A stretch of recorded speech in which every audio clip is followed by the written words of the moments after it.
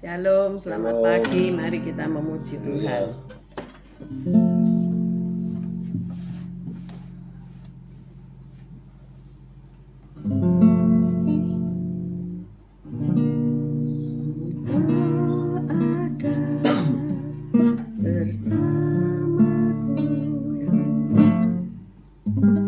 Di setiap musim hidupku,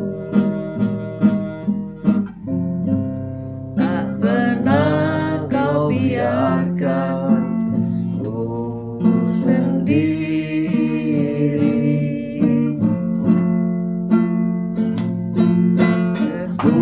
Kekuatan di jiwaku adalah bersamamu.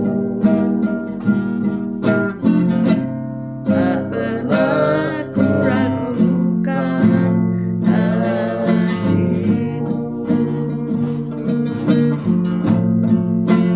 Bersamamu Bapa,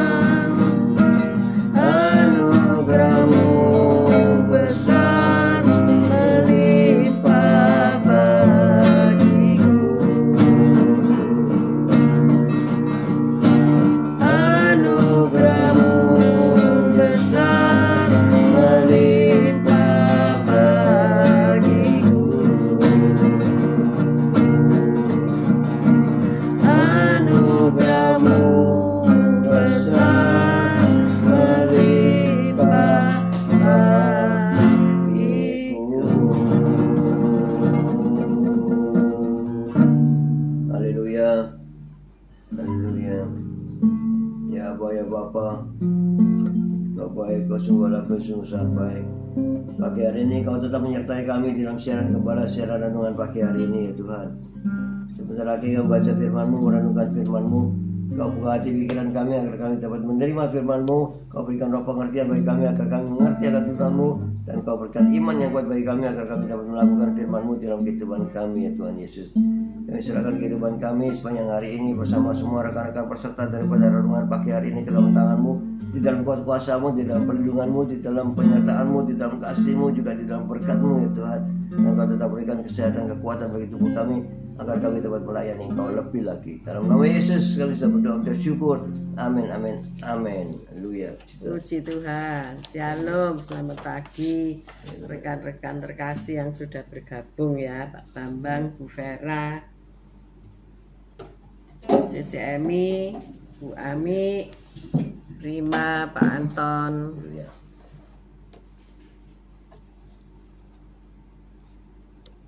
Indah, Rohim, Esther, Sepsi, Pak Anton, Haleluya. semua yang sudah tampil di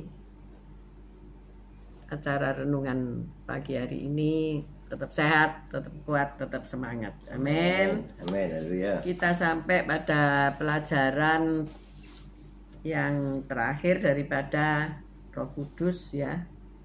Kita baca Galatia 3 ayat 27. Kita sampai kepada baptisan Roh Kudus.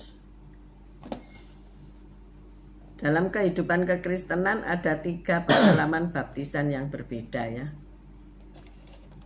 Galatia 3 ayat 27. Karena kamu semua yang dibaptis dalam Kristus telah mengenakan Kristus. Amin. Amin. Jadi ada baptisan atau dibaptis dalam Kristus, dibaptis dalam air, dan dibaptis dalam Roh Kudus. Ini pemahaman dari gereja Pentakosta ya.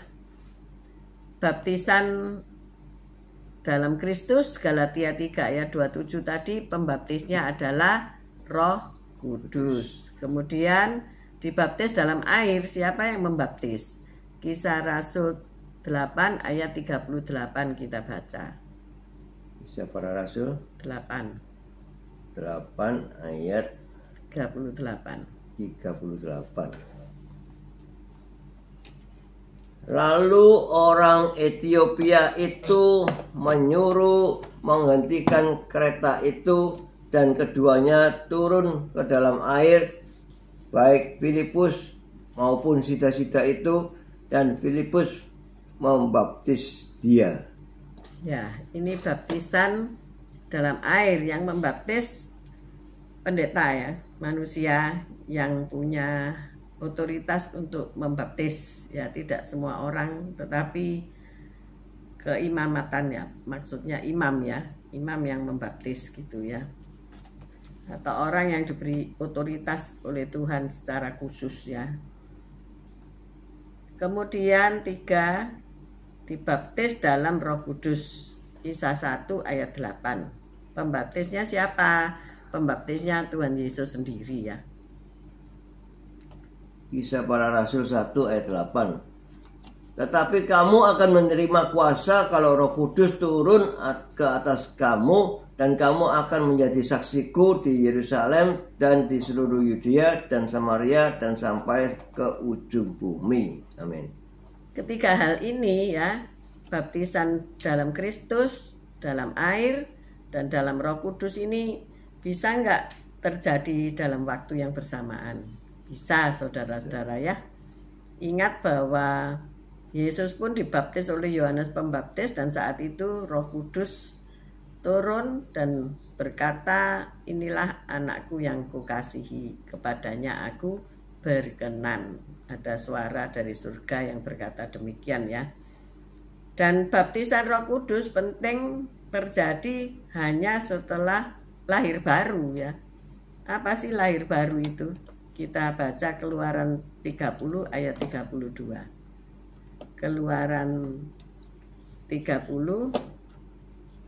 ayat 32. Keluaran 30 ayat 32. Kepada badan orang biasa janganlah minyak itu dicurahkan, dan janganlah kau buat minyak yang semacam itu dengan memakai campuran itu juga. Itulah minyak yang kudus, dan haruslah itu kudus bagimu. Ayat 33. 33. Orang yang mencampur rempah-rempah menjadi minyak yang semacam itu, atau yang membubuhkannya pada badan orang awam, haruslah dilenyapkan dari antara bangsanya. Ya, maksudnya apa ini?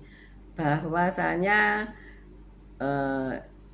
tentang minyak urapan ini ya, harus dipakaikan dan harus dibuat secara khusus. Dipakaikan juga kepada orang secara khusus ya. Kita lihat di dalam Perjanjian Baru. Kalau kita melihat ayat ini mungkin Anda menjadi bingung ya, kenapa sih? Di dalam Perjanjian Lama, Roh Kudus itu dicurahkan secara temporer dan selektif. Tidak semua orang bisa dipenuhi ataupun diurapi dengan Roh Kudus. Nanti kita baca ayat-ayatnya ya. Tetapi di dalam Perjanjian Baru, Roh Kudus dicurahkan secara permanen ke dalam orang percaya ya. Kita baca dulu tentang baptisan Roh Kudus terjadi hanya setelah kelahiran baru. Kisah 2 ayat 37 sampai 38. Kisah Para Rasul 2 ayat 37. Kisah Para Rasul 2 ayat 37. Ketika mereka mendengar hal itu, hati mereka sangat terharu. Lalu mereka bertanya kepada Petrus dan rasul-rasul yang lain, apakah yang harus kami perbuat, saudara-saudara? Jawab Petrus kepada mereka, bertobatlah dan hendaklah kamu masing-masing memberi dirimu dibaptis dalam nama Yesus Kristus untuk pengampunan dosamu, maka kamu akan menerima karunia Roh Kudus. Amin. Ya, ini luar biasa ya. Jadi Roh Kudus itu akan tinggal di dalam orang percaya, orang yang sudah bertobat. Dalam arti tidak ada roh-roh lain di dalam dirinya yang menguasainya. Tetapi Roh Kudus itu tidak bisa diduakan ya. Hanya Dia saja. Dia hanya mau bertahta karena hati kita hanya punya satu kursi. Kalau kita ibaratkan ya, tahta itu kursi. Nggak ada 2-3 kursi, 10 kursi dicampur-campur gitu, gaduh-gaduh, nggak ada. Tetapi Roh Kudus mau ya. Karena roh ini, Roh Kudus namanya aja Roh Kudus. Dia tidak akan mau tinggal di dalam orang yang tidak hidup di dalam kekudusan Allah. Amin. Jadi yang pertama yang kita harus lakukan adalah bertobat ya. Bertobat. Ketika orang-orang pengen rindu mendapatkan karunia-karunia Roh Kudus, perlu pertobatan. Tanpa pertobatan, karunia-karunia itu tidak akan diberikan. Dan mungkin, loh kok ada ya orang yang bisa seperti itu ya, mungkin dari roh yang lain ya, bukan dari Roh Kudus gitu. Jadi tandanya orang itu bertobat. Kalau dia itu dulu suka bohong, sekarang sudah tidak lagi suka bohong. Kalau dulu itu dia suka menipu, apalagi modelnya gak karu-karuan, terlibat dalam merokok, narkoba, apalagi seks bebas dan sebagainya, itu ditinggalkan. Namanya bertobat, itu tidak lagi dilakukan. Tetapi ia senang merenungkan firman siang dan malam dan menyanyi memuji Tuhan. Nah, disitulah maka Roh Kudus akan kerasan ya tinggal di dalam orang pribadi yang seperti itu. Ia dilahirkan kembali dari air dan roh. Dia mengakui dosa-dosanya dan minta ampun dan tidak melakukan lagi ya, itu namanya bertobat. Tapi kalau misi jatuh bangun ini Roh Kudus didukakan ya.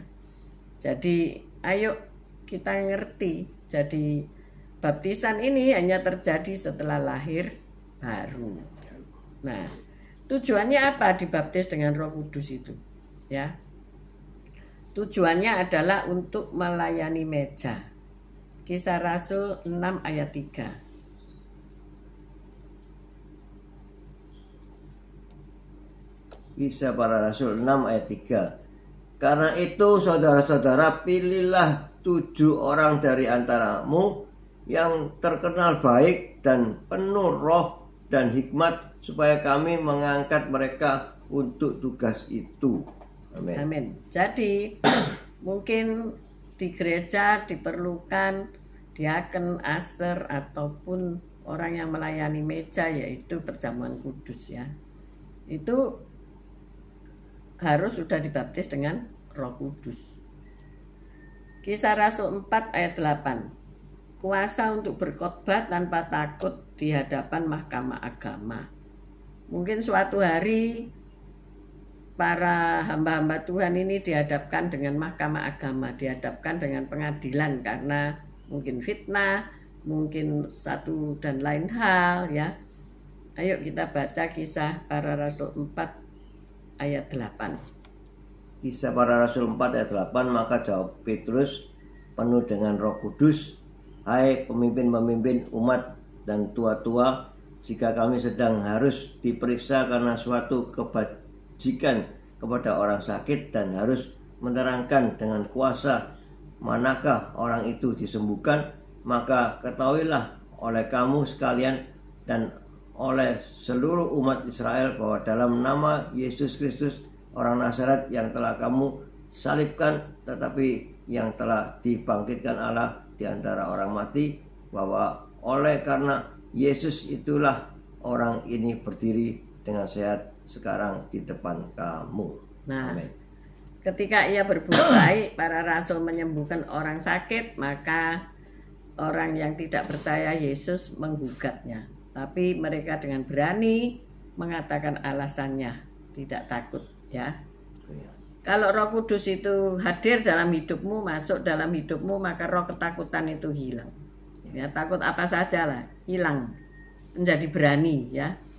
Kisah Rasul 4 ayat 32. Kuasa untuk memberitakan harta perkepunyaan Kristus. Kisah Para Rasul 4 ayat 2. 32. Kisah Para Rasul 4 ayat 32. Adapun kumpulan orang yang telah percaya itu, mereka sehati dan sejiwa, dan tidak seorang pun yang berkata bahwa sesuatu dari kepunyaannya adalah miliknya sendiri, tetapi segala sesuatu adalah kepunyaan mereka bersama. Amin. Amin.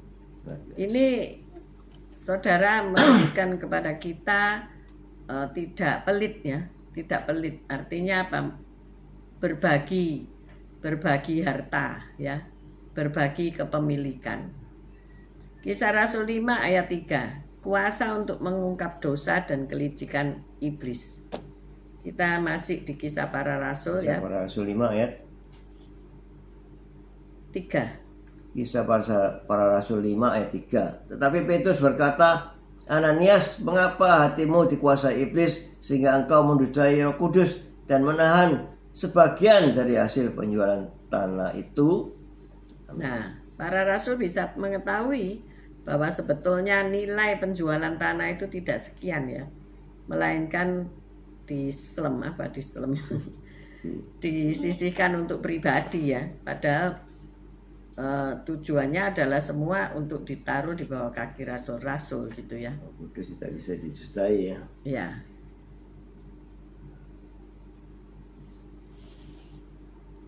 Kemudian kuasa dan kemampuan untuk berkhotbah dan membawa kebangunan rohani setelah penganiayaan. Kisah Rasul 8 ayat 4. Kisah Para Rasul 8 ayat 4. Mereka yang tersebar itu menjelajah seluruh negeri itu sambil memberitakan Injil. Bayangkan ya, setelah dihujat, setelah disiksa dan sebagainya, tetapi setelah dianiaya tetap saja memberitakan Injil ya. Kalau hari-hari ini banyak orang yang susah sedikit aja sudah, saya tak cuti dulu, saya tak libur dulu, belum dianiaya ya saudara-saudara ya.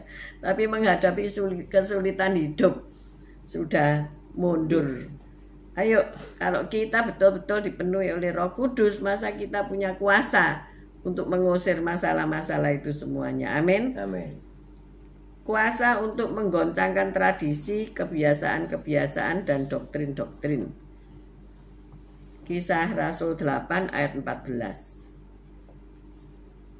Kisah para Rasul 8 ayat 14. Ketika rasul-rasul di Yerusalem mendengar bahwa tanah Samaria telah menerima firman Allah, mereka mengutus Petrus dan Yohanes ke situ. Amin. Ya, diutuslah para rasul ya, kemudian untuk mengubahkan apa yang kebiasaan jelek, kebiasaan penyembahan berhala, dan doktrin-doktrin yang palsu dengan kepercayaan kepada Tuhan. Kisah Rasul 9 ayat 17. Ada kuasa bagi Ananias untuk melayani seorang penganiaya. Kisah para Rasul 9 ayat 17. Lalu pergilah Ananias ke situ dan masuk ke rumah itu. Ia menumpangkan tangannya ke atas Saulus. Katanya, Saulus, saudaraku, Tuhan Yesus yang telah menampakkan diri padamu di jalan yang kau lalui telah menyuruh aku kepadamu supaya engkau dapat melihat lagi dan penuh dengan Roh Kudus. Amin. Nah, ini tentunya Ananias itu ya takut, karena dia tahu Saulus ini seorang penganiaya. Tetapi kenapa dia kok harus tumpang tangan atasnya untuk kesembuhan matanya gitu ya. Tetapi karena Roh Kudus yang menyuruh, maka Ananias berani gitu ya. Ananias dikuatkan untuk datang menemui Saulus sebelum menjadi Rasul Paulus. Kisah 9 ayat 34. Kuasa yang mendatangkan kesembuhan, bahkan membangkitkan orang mati. Kisah 9 ayat 34. Kata Petrus kepadanya, Eneas, Yesus Kristus menyembuhkan engkau. Bangunlah dan bereskanlah tempat tidurmu. Seketika itu juga bangunlah orang itu. Amin, amin, amin. Kemarin kami membesuk seseorang yang ada di rumah sakit di Surabaya ya. Orang ini menderita depresi berat, ketakutan ya. Lihat jarum suntik aja takut. Jadi kalau orang yang takut dengan jarum suntik terus mendengar kata rumah sakit, itu tentu stres tambahan ya. Setelah diperiksa di MRI ada sakit apa saja, ternyata ada banyak penyakit di dalam tubuhnya ya. Yang penting itu yang di bagian otak pun ada ya, sumbatan di selaput otaknya, sehingga ia kejang, sehingga ia takut dan tidak tenang. Nah, kami mendoakan dan menyanyikan puji-pujian. Kalau ia didoakan dan kita menyanyikan lagu pujian, maka ketenangan itu datang dan ia bisa tidur dengan nyenyak. Kalau enggak, itu dicabuti ya, infus-infus itu di badannya itu, selang oksigen dan semuanya mau dibuang gitu ya. Jadi enggak tenang. Jadi kuasa dalam nama Yesus itu dapat menyembuhkan seseorang yang sakit. Amin. Bahkan membangkitkan orang yang mati. Kisah 10 ayat 17. Kisah para Rasul 10 ayat 17. Petrus bertanya-tanya di dalam hatinya, apa kiranya arti penglihatan yang telah dilihatnya itu. Sementara itu telah sampai di muka pintu orang-orang yang disuruh oleh Cornelius dan yang berusaha mengetahui di mana rumah Simon. Nah, ini Petrus mendapat penglihatan ya. Karena sebelum ia disuruh atau diutus, ia sudah melihat terlebih dulu ya, apa-apa yang akan dia lakukan gitu. Seringkali mungkin hal ini juga kita bisa alami ya. Seringkali kita merasa ada di suatu tempat, bayangan kita entah itu dalam mimpi dan sebagainya ya, untuk datang ke rumah orang itu atau melakukan suatu tugas ya. Nah, itulah kuasa daripada Roh Kudus ya, untuk memberikan penglihatan dan kemampuan untuk menggenapinya. Kita juga bisa melihat ketika waktu ibadah, mungkin seseorang berkata, oh ada malaikat Tuhan di mimbar, oh ada Tuhan Yesus yang tersenyum di mimbar dan sebagainya. Itu kuasa Roh Kudus yang memberi penglihatan-penglihatan tersebut. Juga penglihatan tentang hal-hal yang perlu didoakan ya. Pernah suatu hari saya berkhotbah di sebuah daerah yang padat perumahan ya, jalan yang kecil, padat perumahan, dan tentunya daerahnya apa ya, termasuk daerah lembah kekelaman gitu, katakanlah begitu ya. Terus saya berdoa, setelah berkhotbah berdoa, terus ada penglihatan ya, ada kamar-kamar dan orang keluar masuk kamar gitu, tandanya apa saya tidak mengerti. Tetapi ketika setelah selesai dan saya bertanya kepada pendeta, oh iya, ini orangnya itu terlibat dalam apa ya, roh perjinahan dan sebagainya.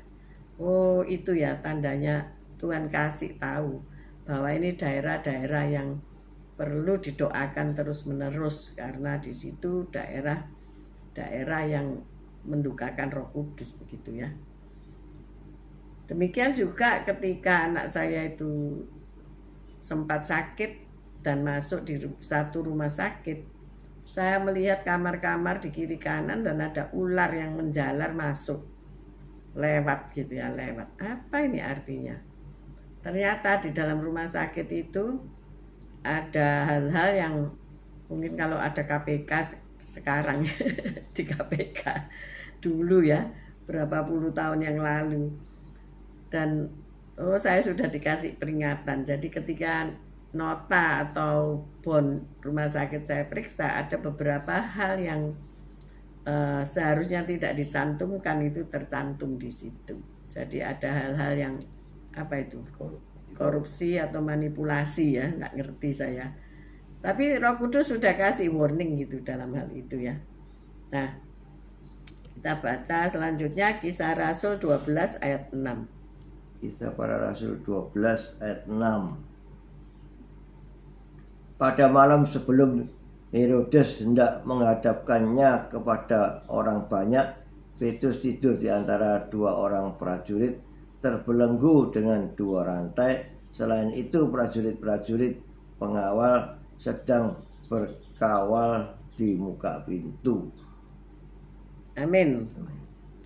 Jadi siapa itu Paulus ya?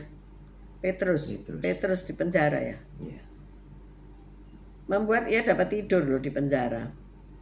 Akhirnya malaikat menampakkan diri ya. Dia membangunkan si Petrus ini dan membukakan pintu-pintu penjara. Akhirnya Petrus bisa melenggang kangkung keluar ya. Saudara, kalau misalnya melihat ada rekan yang masuk penjara, dia pasti ngomong, aku tidak bisa tidur ya. Kalau saudara pernah pelayanan di penjara di kota Sidoarjo ya, ya memang betul-betul tidak bisa tidur dalam arti sesungguhnya. Karena apa? Ruangannya nggak bisa untuk berbaring. Mereka terlalu banyak ya, satu sel itu overloaded ya. Jadi mereka cuma duduk, saudara. Duduk pun berdesak-desaan kayak pindang. Wow, luar biasa ya. Ini kok masih difasilitasi masuk kerangkeng gitu loh, wong tempatnya sudah tidak cukup ya. Ya inilah makanya jangan sampai masuk penjara ya. Jadi penjara zaman dulu lebih serem ya, ditaruh di bawah tanah, dungeon namanya ya. Dan Petrus tidur di situ, kok bisa ya? Ya karena ada kuasa Roh Kudus. Dia merasa tidak bersalah dan ada pembela, yaitu Yesus Kristus ya. Kisah Rasul 13.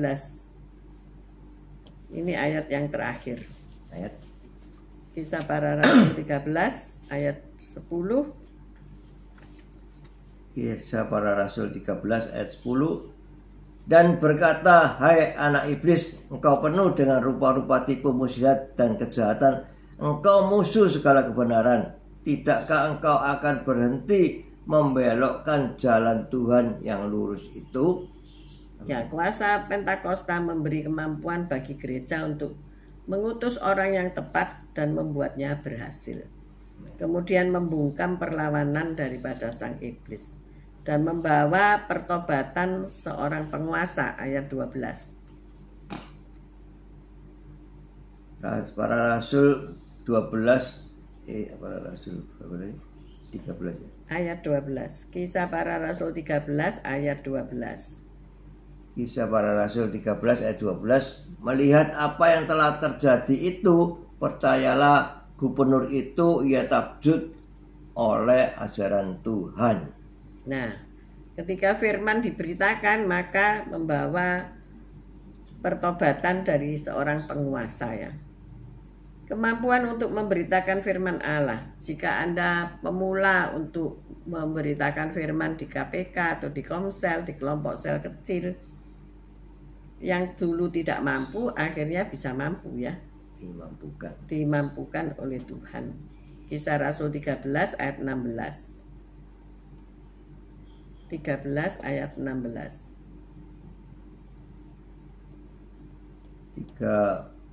Kisah Para Rasul 13 ayat 16.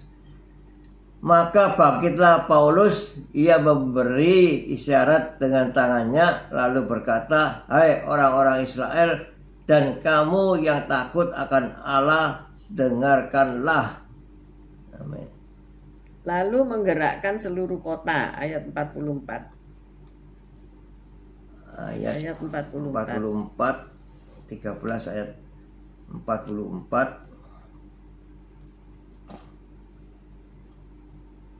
Pada hari Sabat berikutnya datanglah hampir seluruh kota itu berkumpul untuk mendengar firman Allah. Luar biasa ya. Dulu waktu saya pertama-tama kali berkhotbah di gereja yang cukup besar itu rodok ndredeg saudara ya. Karena teman-teman saya tahu dan mereka membawa teman-temannya yang lain ya. Nah disitulah seolah-olah seluruh kota A ini melihat saya untuk berkhotbah ya. Tidak tahu kepengen tahu atau bagaimana. Tapi saya percaya semua itu gerakan daripada Roh Kudus ya. Kok bisa mereka mau hadir gitu loh. Ya. Roh Kudus itu punya kuasa untuk memberi kemampuan kepada manusia untuk datang mendengarkan firman ya. Dan memenangkan orang kafir bagi Kristus, ayat 45. Akan tetapi ketika orang Yahudi melihat orang banyak itu, penuhlah mereka dengan iri hati dan sambil menghujat mereka membantah apa yang dikatakan oleh Paulus. Nah, ternyata orang-orang yang tidak mengenal Kristus pun juga hadir, walaupun mereka membantah apa yang dikatakan oleh Paulus, tetapi banyak orang menjadi percaya.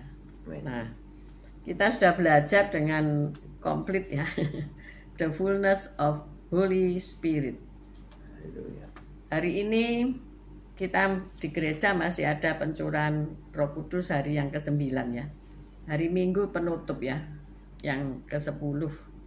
Nah, Senin kita akan belajar tentang Gospel of Divine Healing. Kalau kita sudah dipenuhi oleh Roh Kudus, maka kesembuhan ya, baik itu roh, jiwa, dan tubuh kita itu akan dipulihkan ya. Amin. Ini luar biasa. Jadi serial ini jangan dilewatkan. Gospel of Divine Healing. Jadi ada kesembuhan ilahi, masih ada mujizat.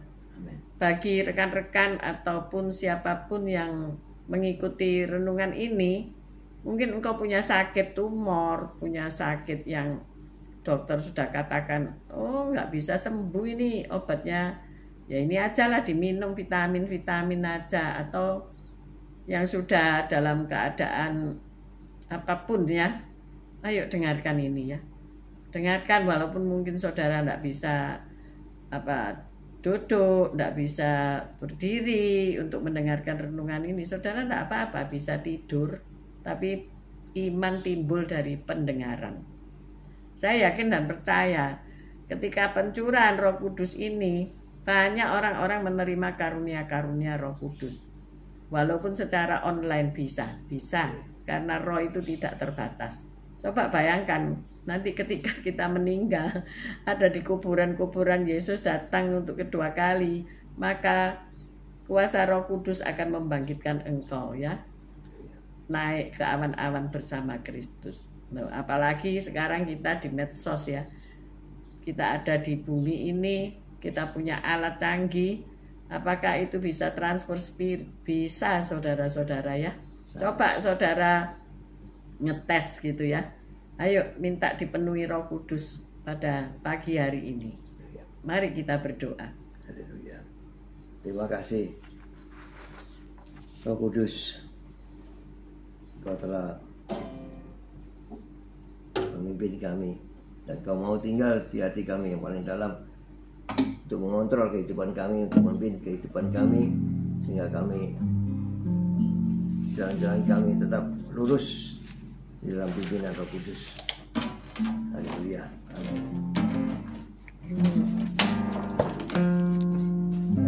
Haleluya. Haleluya. Haleluya.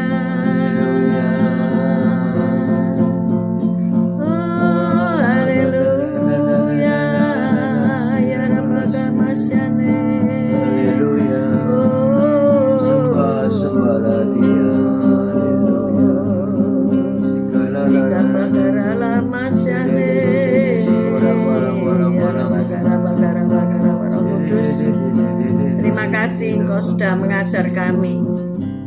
Kalau ada di antara kami yang rindu untuk dibaptis dalam Roh Kudus, Tuhan Yesus sendiri yang membaptis mereka. Mari berkata-katalah bahwa Engkau minta ampun atas dosa-dosamu. Tuhan, ampuni kami kalau kami mendukakan hati-Mu, kalau perbuatan kami melanggar firman Tuhan. Tuhan, basuh kami dengan darah Yesus sehingga kami menjadi kudus. Roh jiwa kami Tuhan, basuh dengan darah-Mu. Ampuni kami Tuhan. Ora pakara mana, dan kami buka hati kami untuk menerima Roh Kudus. Ora pakara masyar, masuklah dalam hati kami Tuhan. Baptislah kami dalam Roh-Mu yang kudus ya Tuhan, sehingga kami lahir baru, tidak lagi menjadi manusia lama dengan seluruh perbuatan yang jahat, tetapi kami jadi manusia baru untuk dapat memuliakan Tuhan dalam seluruh hidup kami. Haleluya. Terimalah baptisan oleh Roh Kudus. Tuhan Yesus sendiri yang membaptis engkau. Asal engkau percaya dan buka hatimu, meninggalkan perbuatan dosamu. Oh, haleluya. Ya rakata karamasiki. Kini ara bakara bakara bakara bakara bakara bakara bakara bakara bara. Terimalah, terimalah, terimalah dengan iman. Terimalah. Ora bakara bakara, bagi yang mulai bisa berbahasa lidah, gerakkan mulut lidah bibirmu sehingga engkau berkata-kata dalam bahasa-bahasa yang baru, dalam bahasa lidah yang baru, dalam nama Yesus. Ora bakara bakara basyana bara bara bara bara bara bara bara bara bara bara. Haleluya. Haleluya. Ya rakala bakara masih kana bara bara bara bara bara bara bara bara. Haleluya. Kiara takara bakara bakara bakara bakara bakara bakara bakara bakara bara bara bara bara bara bara. Haleluya. Bagi yang sudah menerima karunia berbahasa lidah, tetap engkau bisa berkata-kata setiap saat, setiap hari, melatihnya untuk engkau dekat dengan Tuhan. Bagi yang sudah lahir baru, Tetaplah di dalam jalur Tuhan. Jangan meninggalkan iman percayamu. Dan bagi yang sudah dipenuhi oleh Roh Kudus, berjalanlah dalam kuasa ilahi untuk melayani Tuhan. Sembuhkanlah orang-orang sakit. Beritakanlah Injil keselamatan.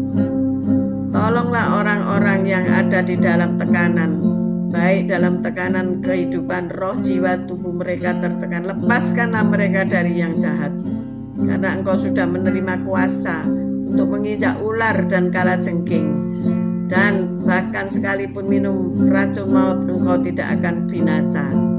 Sikarala pakara makaya ramasiki. Haleluya. Roh Kudus ada roh penghibur, roh penolong bagi engkau yang bersedih hati, minta dihibur, ditolong. Bagi yang kekurangan pekerjaan, tidak ada pekerjaan ataupun terancam PHK, minta tolong kepada Tuhan untuk menyediakan apa yang saja yang kau perlukan. Untuk yang ada masalah dalam kehidupan, Roh Kudus memberi kuasa untuk engkau tinggal dalam damai sejahtera Allah yang melimpah-limpah. Haleluya, haleluya. Mari kita angkat kedua tangan kita untuk menerima berkat Tuhan. Tuhan memberkati engkau, Tuhan melindungi engkau, Tuhan menyinari engkau dengan wajahnya dan memberikan engkau kasih karunia. Tuhan menghadapkan wajahnya kepadamu dan memberikan engkau damai sejahtera. Terimalah berkat dari arah Bapa, Putra dan Roh Kudus, berkat kasih, sukacita, damai sejahtera mulai pagi hari ini sampai Maranatha Tuhan Yesus datang untuk kedua kalinya, bahkan sampai selama-lamanya. Mari yang sudah menerima berkat Tuhan katakan bersama, amin, amin, amin, amin, amin. Tuhan. See you on Monday guys. Besok kita ibadah di gereja masing-masing. Kita ketemu lagi renungan firman Tuhan tentang divine healing. See you guys. Tetap sehat, tetap kuat, tetap semangat. Bagi yang nanti siang, malam mendengarkan renungan ini, Tuhan memberkati. Tuhan memberkati. Haleluya. Amin.